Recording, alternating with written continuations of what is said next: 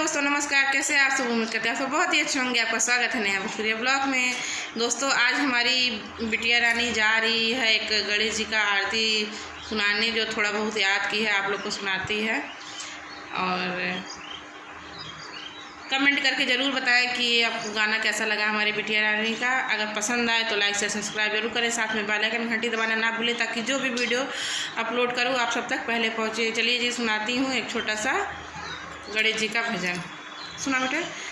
जय गणेश जय गणेश जय गणेश देवा, माता जाकी पार्वती पिता महादेवा। अंधन को आँख दियो, कोढ़िन को काया, माझिन को पुत्र दियो, निर्धन को माया। फूल चढ़े पान चढ़े और चढ़े मेवा, लड्डुअन का भोग लगे संत करे सेवा।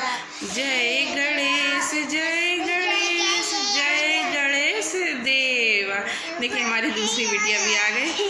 मेरी बिटिया इतना गाना याद की थी, कह रही थी मम्मा मेरा भी वीडियो बनाओ। आप लोग कमेंट करके ज़रूर बताएं कि देखिए वो भी गाना गा रही है। ज़रूर आप लोग कमेंट करके बताएं दोस्तों कि मेरी बिटिया रानी का गाना आपको कैसा लगा। चलिए तब तक के लिए बाय बाय, मिलते हैं अगले वीडियो में।